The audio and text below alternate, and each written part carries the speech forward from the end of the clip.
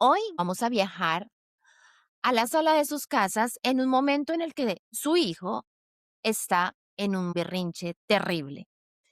Está llorando, está tirado en el piso, está haciendo pataleta y no se puede calmar. En ese momento llega tu esposo, europeo o estadounidense o canadiense, lo que sea, y le dice en un inglés o en un francés o en un alemán perfecto: ¡Hey, cálmate! Respira profundo y explícame qué te está pasando. ¿Qué pasa ahí, Gaby? No, pues eso es lo que más nos estresa, vamos a decir, a las mamás latinas cuando estamos casados con este tipo de chicos, y es que ellos siempre van a apelar a la lógica. Entonces, nosotras, ¿qué pensamos automáticamente? Este señor, ¿qué le pasa? ¿Por qué no empatiza? ¿Por qué no se pone a su nivel? Porque, claro, de todas formas, hoy tenemos muchas concepciones de la crianza respetuosa, que pues es muy importante y que también hay un equilibrio en eso también, pero obviamente eso choca muchísimo con la forma de crianza, no solamente emocional fuerte latina, sino además los principios de la crianza respetuosa que muchas latinas yo sé que aplicamos. Entonces, el día de hoy, pues vamos a hablar sobre esa llamada intensidad latina Sí, versus el método cartesiano o cuadriculado del esposo de la otra nacionalidad. exacto. ¿Y por qué nuestro primer impulso de casi la mayoría de latinas es vamos a terapia de pareja o que él vaya al psicólogo? Es que él tiene que tratar sus traumas. Sí. No, ahí no está la respuesta y lo vamos a desglosar hoy en este día. Pero antes vamos a recordar quiénes somos. Claro que sí, yo soy Mónica Tirado Yo soy Gabriela Llerena. y nosotras somos mujeres migrantes hace más de 15 años, con matrimonios biculturales y con hijos bilingües. Yo, pues, soy educadora infantil, experta en bilingüismo. Y yo soy abogada de mediadora familiar y especialista en parejas biculturales. Ok, entonces, Tienes que explicarnos, Moni, tú como experta en, pues en estas situaciones en el que la lengua juega mucho con la emocionalidad, la lengua está conectada con las emociones. ¿Cómo tú ves que este tipo de situaciones puede afectar o no al niño cuando está en plena crisis infantil? Un niño de 0 a 5 años que, por ejemplo, está creando su conexión emocional con su corteza prefrontal. ¿Cómo se trabaja, cómo se ve ahí el cerebro del niño? la neurociencia nos ha dicho, ha demostrado y confirmado que ya no es como pensábamos antes, que decíamos, ay, nosotros utilizamos el 10% de nuestro cerebro y el otro queda así como que nunca se utiliza. Eso ya está mandado a recoger. Sabemos que nosotros utilizamos todo nuestro cerebro y que el cerebro se desarrolla a lo largo del tiempo. Entre los 0 y los 25 años es el periodo máximo de la maduración del cerebro y ya se sigue renovando neurológicamente. Bueno, eso es lo que sucede. Pero ¿qué sucede en un niño de 0 a 5 años? Empezamos, yo no sé, me imagino que tú conoces lo de la amígdala del Ujú, cerebro, sí. que es lo que nos da todos los impulsos, las emociones, toda esta parte emocional. Y Sí, que toda la guarda todo el histórico de nuestras emociones y es la que nos hace hacer cosas que no podemos racionalizar, ¿no?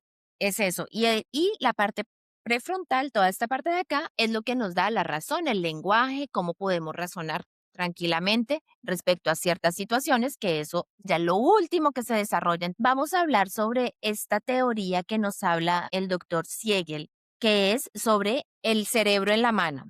Cuando, si la has escuchado, el cerebro en la No. mano, digamos que este es el cerebro, tu mano es el cerebro. Y entonces el pulgar, esta es como la amígdala, es la parte que está al interior del cerebro y tus deditos, ¿sí? Son así cuando se cierran. Este es tu cerebro. Esta es la parte prefrontal, lo que tiene todo, toda la racionalidad. Y esta, digamos que es la emocionalidad. Aquí está nuestro cerebro. ¿Qué pasa cuando un niño está en pataleta? Está así, no hay nada, no hay racionalidad, todo es uno solo.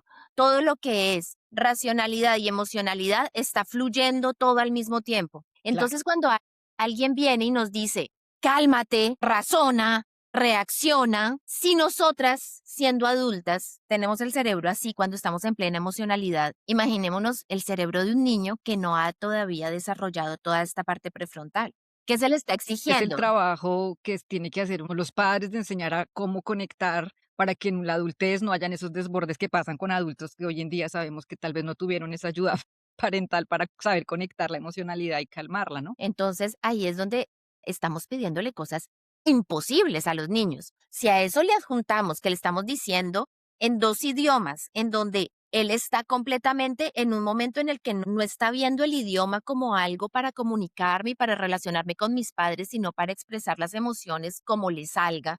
y el padre viene y le exige, o sea, le estamos pidiendo algo que es completamente imposible al niño. Entonces ahí viene nosotras como mamá, el instinto de protección y queremos entonces, no, no, no lo trates así, no le digas eso, vamos a acompañarlo en su momento y todo esto. Y ahí llega el conflicto pues con la pareja, porque entonces ahí vemos dos opciones. El esposo o el marido se va completamente insensible a ese momento complicado y eso es lo que nosotras no entendemos y es lo que queremos entender en este episodio. ¿Por qué? ¿Por qué él tiene esa reacción? Entonces dice, ok, esto no va conmigo porque es que yo no estoy entendiendo por qué este niño está así y por qué no me lo puede explicar. Claro. Ya, entonces, la ¿Por qué? razón principal es porque, en general, las mujeres latinas que estamos casados con europeos, americanos o personas del norte del planeta, ellos fueron criados justamente en una forma donde no había una mirada hacia la emocionalidad, ¿no? Entonces el niño llora, el niño grita, silencio, no se llora, no se grita, durante varios años, generalmente durante toda la primera infancia. Entonces, cuando toda la primera infancia tú le estás diciendo a alguien, no llores, no grites, no, silencio, eso está mal, pues automáticamente que hay una desconexión emocional, ¿no? Y por supervivencia, porque la única manera en que mis padres no me regañen, no me griten, es no llorar y no conectando con la emoción, porque eso genera dolor de que soy conecto. Entonces, estos niños que hoy en día tienen 35, 40, 50 años, son nuestros esposos. ¿Y qué pasa con estos esposos? Que cuando ellos quieren conectar con esta emoción, no existe este puente. Ellos no lograron crear el puente. Pero eso tiene una trascendencia más allá. No es que todos estén traumados y el infantil y pobre niño, que sí, una En parte. muchas, sí, en muchas ocasiones es así. Sí, o sea, podemos decir que un 80% de la crianza de estos hombres de hoy en día, hombres de 40, 50 años, incluso 30 y algo, son desconectados de su emocionalidad. ¿Ok? Entonces, no es solamente porque en su crianza fueron desconectados, sino que también pertenecen a unas sociedades, como habíamos visto en el episodio pasado, que son las sociedades de bajo contexto, es decir, donde todo es literal, donde tú tienes que explicar con palabras directas y específicas lo que sientes, lo que piensas, y no hay una lectura de la situación, una lectura contextual, una lectura del por qué el niño puede estar bravo, porque tiene calor, porque tiene frío. No, si no expresa, no hay. Entonces nosotros, los latinos en general, venimos de una cultura de alto contexto, donde nosotros Ujú. podemos leer los gestos, los silencios, podemos saber qué está pasando con el niño mucho más fácilmente, tenemos una conexión mucho más fácil. Y sí, hay una socialización en la que nosotras como mujeres también fuimos un poco más acercadas a la emocionalidad. Y los hombres en general, aún hoy, pues tan fuerte esta situación. Entonces ahí, Gaby, es donde podemos decir que nosotras, o sea, cuando decidimos tener una pareja bicultural, lo que estamos haciendo es un complemento entre esos dos, como nos han vendido esta idea que lo que es racional es lo mejor, porque vamos a sobrevivir mejor si somos racionales que si somos emocionales, porque la emoción nos conduce a situaciones complejas de la vida y la racionalidad nos da una estructura fija, cartesiana, concreta, en donde nos podemos sentir más seguros. Claro. Es que son lenguajes que sirven para diferentes cosas. Digamos, la racionalidad efectivamente es importante para tomar ciertos tipos de decisiones, pero la emocionalidad también es un lenguaje muy importante porque es el que nos ayuda a conectar como seres humanos. Si tú no estás si no hay una y si no existe una conexión buena entre tus emociones y tu racionalidad, no puede haber una buena conexión con las otras personas que te rodean. Entonces, en estas parejas biculturales, en general, las mujeres queremos que haya una conexión directa de emocionalidad y de que él entienda lo que Ujú. yo siento y que si yo estoy llorando, ¿por qué no me pregunta? ¿Por qué no me abraza? Pero lo que sucede es que tenemos un hombre con alextimia que no tiene el puente creado entre la emocionalidad y no puede leer emociones.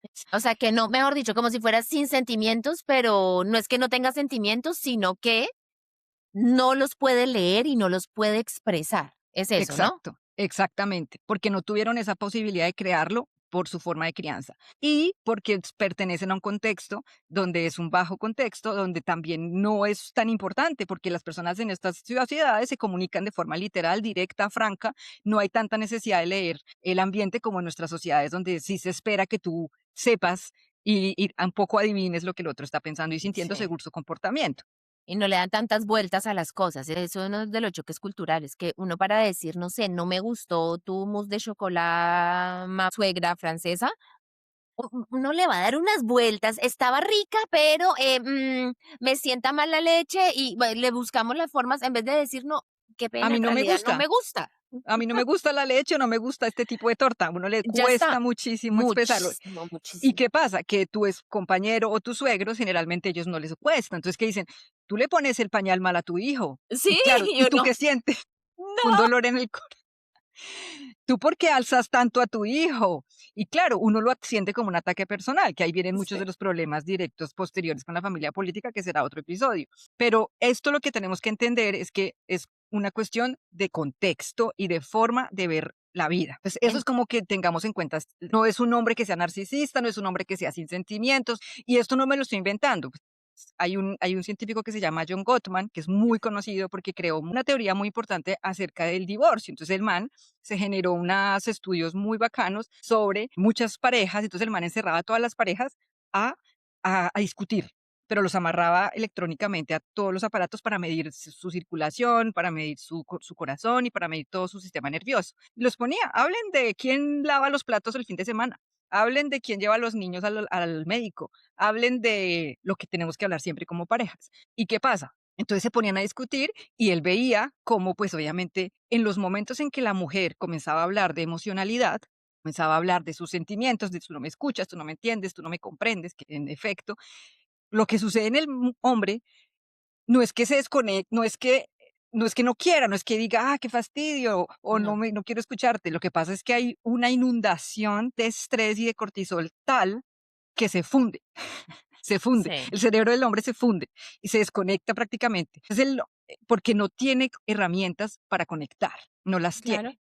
Entonces, por eso se paraliza. Se paraliza como cuando tenemos miedo, el miedo lo que da es o huyes o te paralizas Y o atacas. Y se el activaba el cerebro reptiliano, se activaba el cerebro reptiliano y automáticamente el man quería escapar de ahí. Y el caso es que entonces este tipo dijo, hay un problema que hay que entender, no es que el hombre no tenga capacidad, no, ha sido socializado así, los hombres actualmente de 40, 50 años. Entonces, cuando nosotros le decimos vamos a terapia, pues lo que estamos tratando es un problema que la resolución no está, en ese momento esa no es la solución, probablemente después cuando se logren otro tipo de acuerdos y pueda poder ser la solución, hablar de sus emociones cuando ya él logre conectar, pero en un primer instante, un hombre que tiene esta situación no va a poder conectar con sus emociones y mucho menos con las tuyas. Entonces, eso es ahí lo que tener muy en cuenta. entonces ahí es donde vemos que nosotras tenemos una gran suerte y responsabilidad hacia nuestros hijos. Primero, pues de educación emocional y ver también cómo el bilingüismo nos ayuda para que ellos puedan entender y crear esa empatía emocional hacia el otro, porque es que el lenguaje no solamente nos da el hecho de tener varias formas de decir la misma cosa o de podernos comunicar con alguien, sino que también hace parte de la emocionalidad de cada quien. Cada idioma tiene su forma de ver la vida, es una forma de ver la vida los idiomas.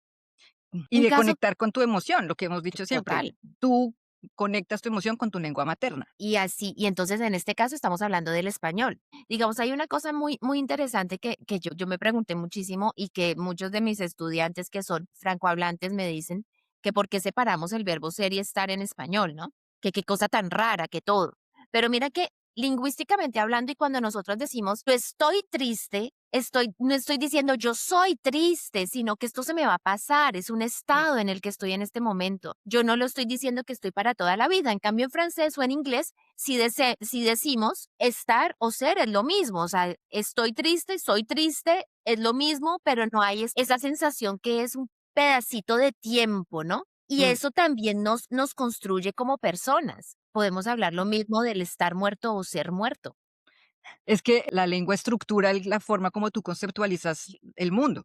Exactamente. Entonces, el reto que tenemos, pero también la gran oportunidad para que nosotras en nuestra crianza podamos tener eso claro y verlo como un plus, plus, plus que le estamos dando a nuestros hijos, más que, ay, Dios mío, se va a retardar en el lenguaje y no habla mucho en el preescolar. No importa que no hablen en el preescolar, que no Sí. hablen mucho. Igual ahí para seguir con el tema del lenguaje, es importante que entonces las 2 lenguas estén presentes, ¿no? Tú lo dices, Ujú. porque entonces tenemos la conexión emocional nuestra con nuestra lengua, que es muy importante y es clave que a pesar de que en un principio de la relación, y luego volvemos a repetir porque es demasiado importante, la lengua principal sea aquella con la que se conocieron, es necesario para que los hijos entiendan que la lengua la segunda lengua es muy importante y es que se hable cosas importantes en la segunda lengua, porque si tú solo hablas de emocionalidad y de cosas, ay, que te quiero y ay, que te amo, pero ¿quién va a pagar la factura de los impuestos este año y en qué fecha? ¿Solo se habla en francés o en inglés? ¿Qué piensa un niño? Que el lenguaje secundario no tiene Exacto. ningún tipo de trascendencia en el mundo fáctico. Real, exacto, claro, ¿no? Pero de todas formas, en el caso práctico, Gaby, tenemos que saber también que eso es muy complicado ponerlo en práctica, porque si estamos trabajando todo el día en francés, llegamos y vamos a seguir en esa ola también, o en inglés, en ese mismo modo lengua extranjera, porque es más práctico. Obviamente, las soluciones que pueden existir en estas diferencias emocionales y pragmáticas cartesianas. Entonces, ¿cuál es una de las soluciones? El primer paso para empezar a solucionar este tipo de cosas es generar nuevos contratos, generar nuevos acuerdos, porque estamos hablando en el lenguaje que lo entiende. Nosotras tenemos la capacidad de comprender los dos contextos muchas veces, ellos no. Ujú. Entonces, no es que estamos infantilizando, no es justamente, no vamos a volvernos ni las terapeutas, ni las madres, ni a decirles qué hacer, No. porque de eso no se trata. Se trata de nuevamente somos socios, vamos a mirar el contrato, nosotros nos conocimos hace 5 o 10 años, nuestra vida era esta, tú eras esto cambió, hoy en día tenemos hijos, yo necesito que mis hijos entiendan que es importante interiorizar el español, entonces necesito que cosas que se necesitan para que la casa funcione mejor. Si yo estoy cansada de que en todos los días yo hago la cena, vamos a programar 3 días a la semana en la que tú haces la cena, punto. Es una decisión. Entonces estamos hablando que tú le estás dando como unas directivas, pero entonces Exacto. de pronto se puede ver también como si fuera, como si tú le estuvieras imponiendo algo a tu esposo. No, claro. Lo que pasa es que antes de eso se tiene que hablar de las necesidades mutuas. Entonces tú tienes que explicar, Ujú, mira, yo tengo estas exacto. necesidades, yo estoy cansada de cocinar en las noches, solo quiero cocinar si acaso 3 días, yo estoy cansada de que no estés disponible, y el otro va a decir, yo estoy cansado de que tú me exijas emocionalidad a las 10 de la noche cuando no tengo más cerebro, yo estoy cansado de que el fin de semana te pongas a hablar con tu mamá a las 10 de la mañana cuando los niños están, cualquier cosa, o sea, Es- hay muchas cosas que pueden suceder.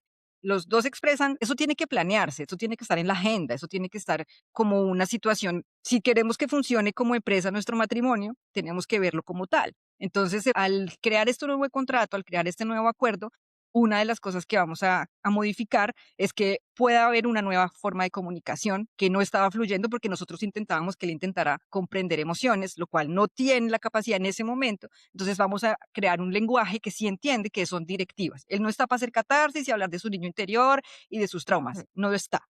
¿Ok? Eso tenemos que en serio entenderlo las latinas, porque es que tenemos esa cuestión de que no, si él no conecta con su niño interior, no, no, él tiene que conectar con su adulto en el que hace lo que tiene que hacer y yo hago lo que tengo que hacer y así se tiene que avanzar. Sí, es por eso que, a ver, yo soy una gran consumidora de cosas así, de que conéctate con tu niña interior y todo esto, porque a mí me habla muchísimo. Claro, a mí también, pero a ellos Pero no. pero ellos no, ellos no. Si uno ya lo vio, ya sabe, entonces en vez de decir: "No, es que es el insensible", más bien háblales en el idioma en los que ellos razonan. Entonces, somos esta familia, somos esta empresa. Vamos a poner los estatutos de la empresa y esto se tiene que ir cambiando porque mis necesidades no son las mismas que hace 10 años cuando yo me casé, o hace 15 o hace 20 años cuando yo me casé, que tenía 25 años. Claro, es que primero que todo lo que tenemos que hacer es salir de la romantización del amor y el matrimonio, porque tenemos esa idilio de que mi esposo es mi mejor amigo, mi esposo es mi amante maravilloso, mi esposo es mi calculador, mi Sí. esposo me entiende, me apoya en todos mis... No, o sea, tu esposo sí, claro, él es un partner de vida en el que tú compartes Total. valores, en el que eso tú que hacerlo. Ese es como el segundo o tercer paso de lo que vamos haciendo de los acuerdos. Mapear los valores. ¿Qué valores tienes hoy? ¿Qué valores tengo yo? ¿Cuáles vamos a adoptar en nuestra tercera cultura? De lo que te sirve de tu cultura y mi cultura. Tienes que saber qué son tus valores y los valores de él, porque cuando nos casamos con esta romantización y nos olvidamos que el esposo no es el ser único maravilloso que te puede dar todo lo que tú necesitas en la vida. El problema es que como estamos aisladas, en lo que hablamos en el episodio pasado, del aislamiento, de la marginalización que existe muchas veces en la mujer migrante, entonces adjudicamos la necesidad de que este hombre sea quien nos tiene que dar todo, el apoyo emocional, el apoyo económico, y que muchas veces sí, porque si tú estás ejerciendo un trabajo de cuidado de tus hijos, pues eso es un capital económico que se está aportando a la empresa, eso no es gratis, o sea, eso es Eso es un capital importante. Si hay 2 hijos y tú aportas el capital de cuidado, pues ahí está tu trabajo completamente. Es que también hay que entender eso porque muchas veces lo oímos. Es que yo no trabajo. Claro que sí. Si tú estás encargada Sí, de llevar a total. los hijos, de traer a los hijos, de llevarlos al médico, de comprar la ropa, de comprar la comida, eso es trabajo de cuidado y Pero eso tiene un entonces, sueldo. la parte que más marca a la mujer migrante es que no estamos en nuestra tierra, o sea, que estamos con una cultura diferente, con costumbres diferentes y que nos sentimos al margen de lo que está sucediendo socialmente. Entonces, ¿cómo hacemos para poder llegar, o sea, a esta Claro. madurez de relación con esta persona y verlo como mi socio y no como ese amor infinito, amante eterno y todo lo que tú nos has dicho, y poderlo realmente aplicar en nuestras vidas sin nosotras volvernos así también, Claro. sin que nosotras nos volvamos entonces ahora como robots de que tin, tin, tin, vamos a hablar aquí, vamos a decir eso, porque no hay que perder de vista también que nosotras, o sea, que hace parte de nuestra identidad, nuestra emocionalidad. Y que si nosotras nos ponemos a decir, ah, bueno, entonces vamos a hablar a mi esposo, que es la persona que yo amo normalmente, de una forma muy cartesiana, muy lógica, donde dejo esta parte del amor y de lo bonito y de lo... ¿En qué momento entonces hacemos, o sea, cómo podemos hacer esta diferencia? Bueno, pues entonces, nosotras, antes de exigir, tenemos que aprovisionarnos de eso que sentimos que nos hacen falta. Entonces, hay un autor, por volver a los autores, que se llama Pierre Bourdieu, y el tipo dijo, mire, el ser humano se compone de 5 capitales. El capital económico, el capital cultural, el capital social y el capital simbólico. Y pues cuando nos volvemos mujeres migrantes y nos casamos con una persona en su territorio, vivimos en su territorio, pues ¿quién tiene los capitales? Él tiene los capitales. Él tiene el capital económico porque generalmente es el que más gana, capital cultural porque él es el que le habla la lengua, conoce los códigos, la burocracia. Nosotros, ¿cómo estamos? Pues económicamente por debajo, bueno, no siempre, pero en general, capital social, no es nuestro título universitario en general, no está completamente homologado, hay que hacer un trabajo, hay que hacer maestrías, hay que hacer un camino. El capital cultural igualmente, ellos tienen también sus amigos, sus familias, etcétera, su estatus, y el capital simbólico es el resultado de estos tres, donde tenemos la autonomía, bueno, la economía, etcétera. Entonces nosotras tenemos que aprovisionarnos de los capitales que nos hacen falta. Tenemos que llegar al capital económico, en primer lugar, que sería entonces, tal vez no voy a poder ganar más que él, pero sí tengo que hacerme cargo de que yo sé cómo se pagan impuestos, yo sé cómo se tramita mi visa, yo sé cómo me hospitalizo, me deshospitalizo, si él se muere, yo me muero, el seguro de vida de él, mi Claro. seguro de vida, si nos separamos, cuánto me corresponde, si está la casa que vivimos a nombre de los dos,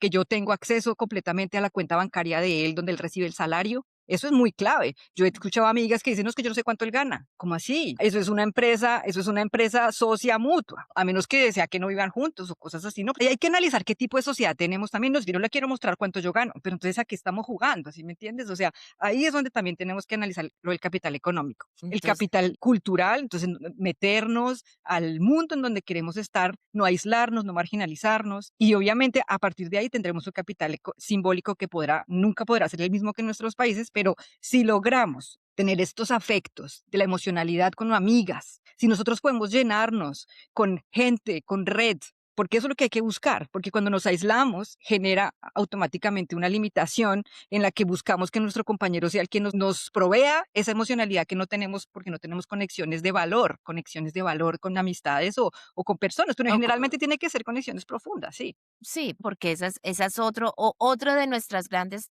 tareas cuando salimos y somos migrantes, es eso, es el volver a conectar, el volver a tener esa conexión con esas nuevas personas de una nueva cultura. Pero entonces, como de lo que tú dijiste de este señor Pierre Bourdieu, el lenguaje es poder.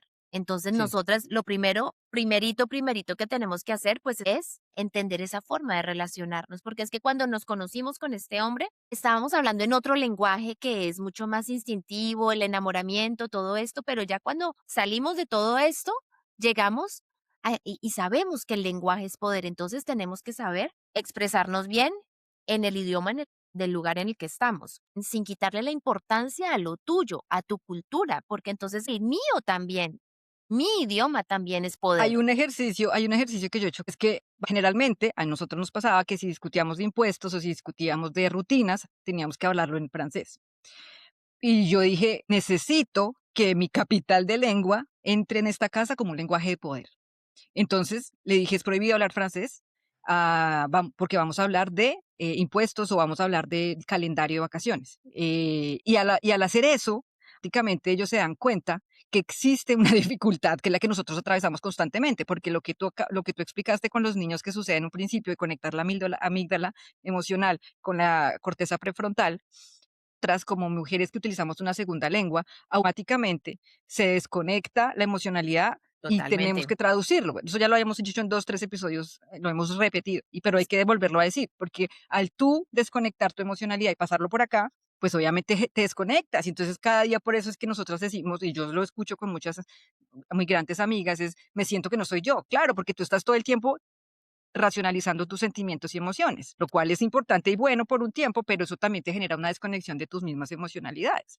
Es ahí en donde tenemos que decir que no solamente tenemos que someternos al otro porque estamos en una cultura francohablante o anglosaxona, sino que tenemos que imponer también nuestra parte, nuestra cuota de cultura, de idioma y de emocionalidad también entonces, sobre todo cuando tenemos hijos. Claro, porque justamente para terminar lo de Bourdieu, el man dice al final, hay una cosa que se llama violencia simbólica, y que la violencia simbólica es lo que ejercen las mayorías, la sociedad mayoritaria. Entonces, ¿cuál es la sociedad mayoritaria? Pues la cultura de nuestro compañero esposo. Y si nosotras, claro, pues los impuestos, la vida, el médico, nos adaptamos y tenemos que interiorizar que eso es lo que comanda la vida, rápidamente nosotros decimos, sí, no puedo, porque pues estamos en este mundo, yo tengo que adaptarme, y ahí es donde cometemos la triste minimización, la Ujú. triste aislamiento y comenzamos a actuar como si fuéramos parte de este sistema. Una cosa es adaptarse y otra cosa es asimilarse de una forma en que te anules, que es lo que puede suceder. Entonces ahí la pregunta que tenemos que hacernos cada una de nosotras es, ¿qué lugar ocupa tu idioma o el español en tu propia casa? ¿Realmente tu idioma hace parte de la educación de tus hijos? ¿O nos da miedo utilizar nuestro propio idioma? O sea, estos cuestionamientos es para nosotras. Pues las compartimos, claro, hay que compartir eso con tenemos una buena comunicación del esposo, es decírselas. Tú no te das cuenta que al yo tener que forzarme a todo el tiempo a hablar en tu lengua, anulo parte de mi ser. Es Mm. que eso es lo que tenemos que ser conscientes. No es solamente, no, es que es más fácil. Sí, claro, es más fácil, pero si no hacemos nada porque cambie, pues cada día va a ser más pequeño y cada día estaremos más aplastadas. Es que el idioma no solamente es comunicación, es tu identidad, es como tú relacionas, como tú te relacionas con la gente. Hay un vínculo y ese vínculo se necesita que sea, pues, en los dos idiomas. Siempre estamos poniendo la necesidad del otro un poquito más arriba que la nuestra. Bueno, Entonces es ahí en donde nosotras tenemos que ser conscientes de eso y modificarlo. el tema es que el esposo o el compañero no es el enemigo, no es un narcisista porque no conecte con las No. emociones, porque claro, como es todo narcisismo, pues no, hay mucho narcisista, sí, pero en este caso es un sistema de todo que tiene que mirarse, de mirarse la forma de crianza, la forma del contexto en el que fueron criados, nosotras somos de otro contexto, de otro sistema, el engranaje no tiene el buen aceite para fluir, el aceite solamente lo pueden hacer las conversaciones difíciles y los nuevos acuerdos que se hagan, porque solamente como tú crees que el amor lo va a engranar, el amor no lo engrana, el amor simplemente lo rodea y lo ayuda a que pueda funcionar de una forma armónica si se quiere, pero las conversaciones difíciles tienen que existir y tiene que haber voluntad junta en el que el chico diga, me cuesta, lo acepto, pero voy a hacer lo posible porque podamos comunicarnos mejor. Claro. Cuando hay esa apertura, ahí es que se puede dialogar. Cuando ya hay una forma en que dice, yo, a mí déjame tranquilo, yo no me puedo comunicar de esa forma, yo no quiero, adáptate, tú te quisiste venir a este país. Exacto. Bueno, Ahí es donde hay una ruptura claramente.